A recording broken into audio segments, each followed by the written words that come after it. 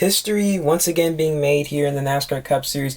Fifth different international Cup Series driver getting their first career win. And also, that's now 4 first-time winners in the first 16 races. We have a lot to talk about after Sonoma.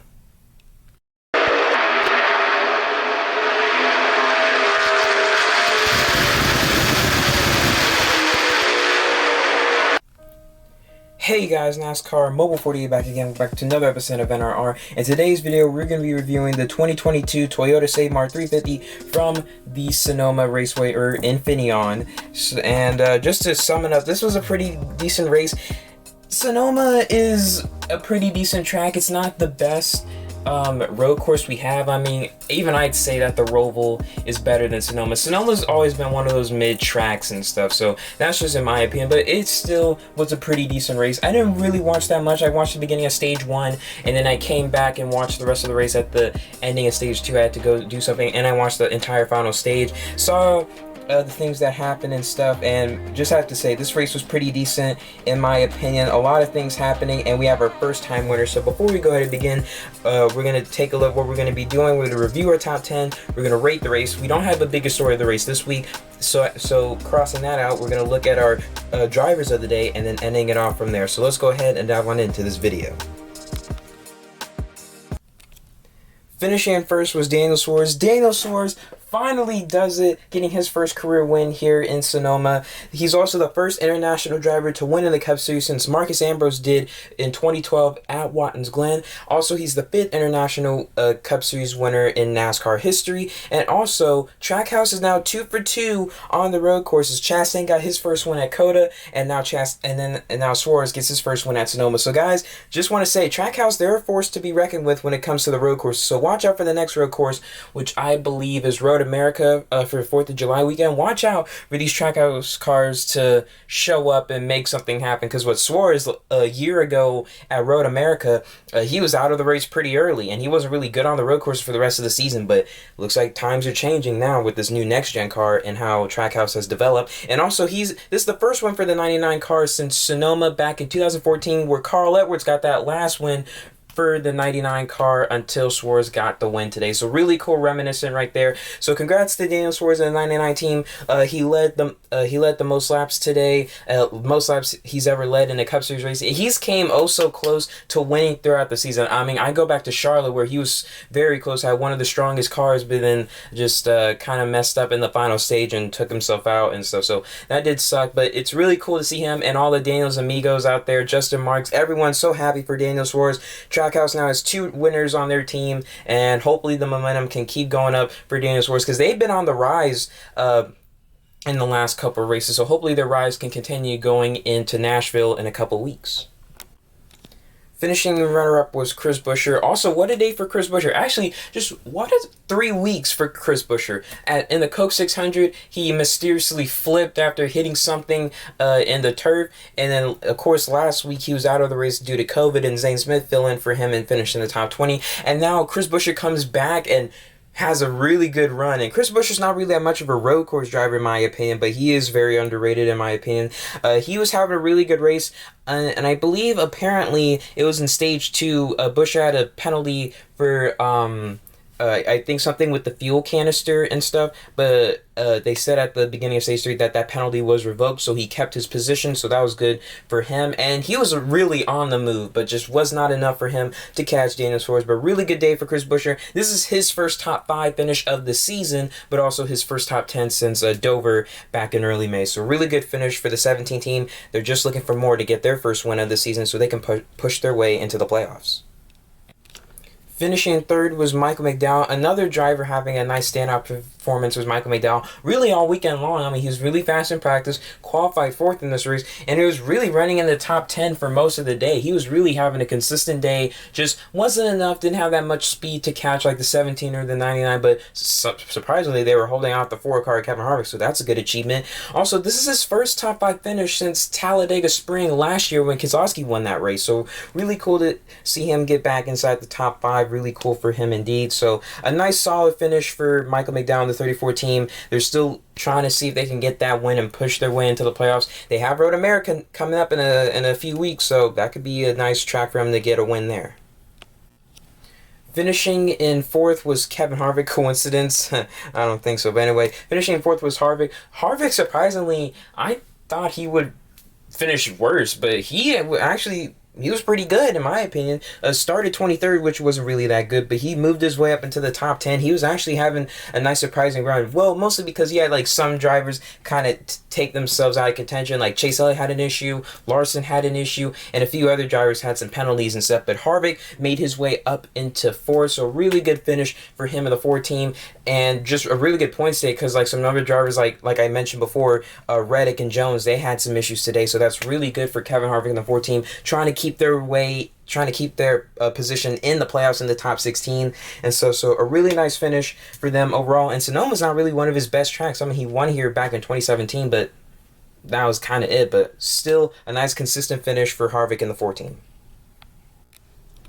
And rounding out the top 5 and 5th was Austin Cindric, the road course ringer himself. Cindric had a really decent day. He had to make a bit of contact with his teammate Ryan Blaney to, move up inside the top 5. So I don't think Blaney was very happy about that. But they've had their run-ins this season at Daytona, at the All-Star race, and now here. So we're just going to bypass that. But so Cindric just really had a consistent day. Wasn't really that terrible. I mean, he started 25th, which wasn't really a good thing. It was kind of surprising because I thought he'd qualify in the top 10 and stuff, just like Buescher and Mcdowell. But hey, 25th and coming back to get a 5th place finish, really good for Austin Cindric. Actually, surprisingly, this is his first top 5 finish since he got his win back in the Daytona 500. Because Coda, he didn't even finish in the top 10. He finished 8th. So first top 5 finish since the Daytona 500. Bit concerning right there, and he's had some good qualifications throughout the season and stuff. But hey, 5th place finish, you'll take it, you'll leave it and stuff. So we'll see how he does in Nashville in a couple weeks. Finishing 6th was Ryan Blaney. 2 straight top 10 finishes for Blaney coming from Gateway now into Sonoma. Blaney's not really that much of a road course ringer. Really, all of Team Penske, basically. I mean, last year Team Penske dreaded on the road courses, but Blaney did pretty solid. He started 14th in this race. He was running pretty well, and then I believe it was during stage 1, or coming toward the end of stage 1, Blaney was not happy with Hamlin because they were coming into the carousel, and then Hamlin kind of bumped Blaney out of the way, similar to how Cindric did to him in turn 11 and stuff. So Blaney was not happy with him, had some choice words on the radio. So Blaney had a couple run-ins with a teammate and another driver and stuff. So very frustrating day. But at the end of the day, they get a 6th place finish, which is not bad for Blaney. Finishing in 7th was Ross Chastain, another driver that has now 2 straight top 10 finishes. Chastain started 7th in this race and finished 7th. He had a pretty decent day. He did spin out at one point when he tried to make a dive bomb and stuff, and then he was definitely making some contact with some other drivers, like with Austin Cindric. Larson kind of got into the back of him and stuff. So some contact being made here and there, but Chastain was still like being mostly patient and stuff. And he did run the truck race the previous day and definitely had some experience for that, from that race coming into this one. So Chastain, I thought, had a pretty solid, clean day. He's just mostly happy for his teammate Daniel Suarez for getting his first career win on a road course. So really good day overall for Trackhouse. While a driver wins, the other one gets a nice solid top 10. So really good for Chastain and the 1 team. Finishing in 8th was Chase Elliott. Chase Elliott also had a really solid day today. I mean, his teammate Larson won stage 1 and Elliott started 2nd and stuff. But Elliott at the beginning of stage 2 was on a roll. I mean, he led Hendrick Motorsports' 100,000th mile in Cup Series history, which is a really great milestone. And then Elliott had a pit road penalty that was very costly towards the end of stage 2, where they were trying to get the tire on. It was kind of loose and stuff, and Elliott was about to leave, and they stopped him, told him to back up. And apparently, like, the front of his car was just right over the line as they made that adjustment, and so it was a penalty. They were gonna pit, but with 2 to go in the stage, they were not allowed to pit to serve the penalty, so they had to start at the tail end of the field when in stage 3, and then they were just basically a man on the mission to get back up inside the top 10, and they get a nice solid 8th place finish. So really good recovery by Chase Elliott and the 9 team, also very costly from his race team. Finishing in 9th was William Byrne. We haven't really talked about William Byrne in a good while, in my opinion, because he's had he's just been pretty quiet as of recently and stuff. I mean, last week he was not running well at Gateway, but he gets a nice top 10 here today because he started 20th in this race, around where his teammate Alex Bowman was starting and stuff. and he was just really consistent. He had really good speed and ran up in like the top 10 and stuff, sort of in like the top 12. So he had a really solid day in the top 10 overall. So good for William Byron. And rounding out the top 10 and 10th was Brad Keselowski on a road course. Keselowski gets the top 10. Okay, he finished pretty well overall. He had a really good race. Started 22nd, which I kind of thought Ford was going to kind of struggle, but they surprised me and stuff. He started 22nd, gets a top 10 finish. Really good day for Brad K. And Raj Fenley, Keselowski Racing, both drivers finished inside the top 10. And this is Keselowski's first top 10 since, I believe, the Daytona 500, where he finished 9th. But still, a really solid day for Brad Keselowski. Just kept everything clean and had a nice solid finish. And now let's rate this race. If I had to rate this race, I'll give it an 8.3 out of 10. Actually, no, 8.5. I'm going to bump that up to an 8.5 because Sonoma is not really one of the best road courses in the Cup Series to date. I mean, it's not better than Coda. It's not better than the Glen. I don't know if it's better than the Roval. Probably is, probably not. And then I can't really say about the Indy Roval or the Road America track and stuff. It's really hard to say because Sonoma has its own characteristics. I mean, it's wine country. It's in California by San Fran and stuff, and it has the chute and the carousel. I mean, glad they brought the chute back. Put on some pretty good racing and stuff. It's just the next gen at the road course. It's really good racing and stuff. I really wish I watched the whole thing, but I'm definitely gonna watch the highlights and stuff of the part I missed. But still, really good racing overall from what I saw, in my opinion. 8.5 out of 10. Let me know what you guys would give it in the comment section below. So now we're moving on to drivers of the day, and for unlucky driver of the day, I gotta give it to my boy Bubba Wallace. Engine expires on lap 10. Really does suck for Bubba Wallace. I mean, he looked pretty fast in practice, in my opinion. Just didn't really show in qualifying, but yeah, that's just two bad races at road courses for Bubba Wallace.